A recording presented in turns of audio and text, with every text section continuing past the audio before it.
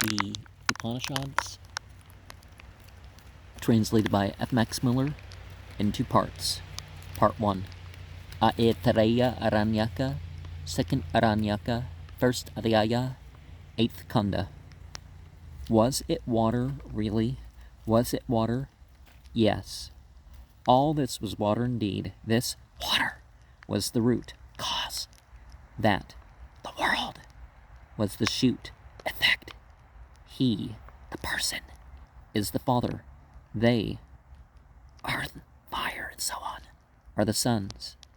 Whatever there is belonging to the Son belongs to the Father. Whatever there is belonging to the Father belongs to the Son.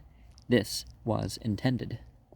Mahadasa Aitareya, who knew this, said, I know myself, reaching as far as the entities, and as I know the entities, reaching as far as me. For these entities receive their gifts from hence, and are supported from hence. This is the mountain, these, eye, ear, mind, speech, and breath. They call it the mountain of Brahman. He who knows this throws down the evil enemy who hates him. The evil enemy who hates him is defeated. He, the prana identified with Brahman, is the life, the breath. He is being, while the Kivatman remains, and not being, when the Kivatman departs. The devas, speech, and so on, worshipped him, prana, as Bhute, or being, and thus they became great beings. And therefore, even now, a man who sleeps, breathes like Burbu, the Asuras, worshipped him as Abhute, or not being, and thus they were defeated. He who knows this becomes great by himself, while the evil enemy who hates him is defeated.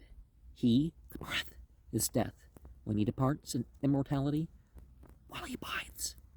And this has been said by Rishe. Rigveda 164:38. Downwards and upwards he, the wind of the breath, goes, held by food. For this upbreathing, being held back by the downbreathing, does not move forward and leave the body altogether.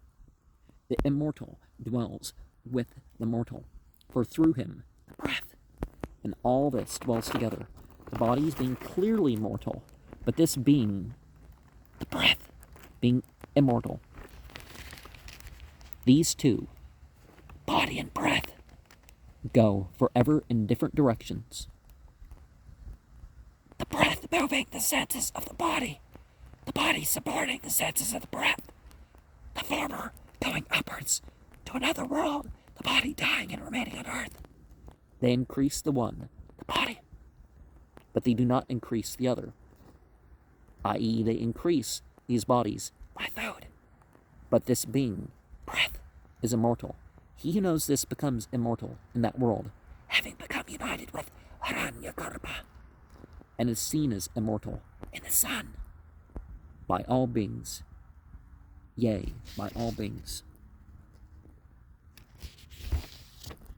Prana is called Gere because it is swallowed or hidden by the other senses. Giranat, again, a mere play of words intended to show that Brahman, after the form of prana or life, is to be meditated on.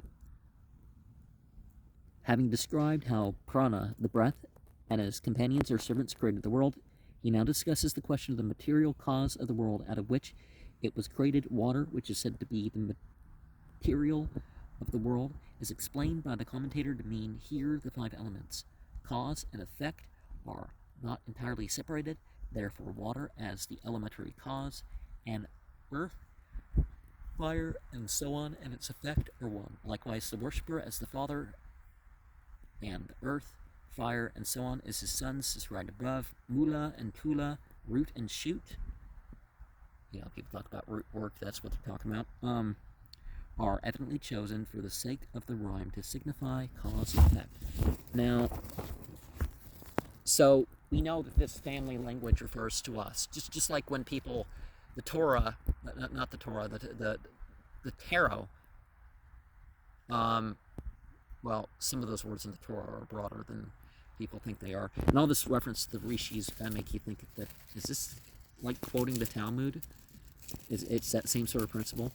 Yeah, there's this scriptural stuff and this, this revealed and inspired stuff in sacred history, but then there's the rabbi commentary. Then there's the scholar and mystic commentary, which is the rishis in this system. Aside from that, so this parent language, mother, father, son, daughter, this all refers to us, or all refers in a non-literal way to beings that are beyond all that. And what else do we have? We have,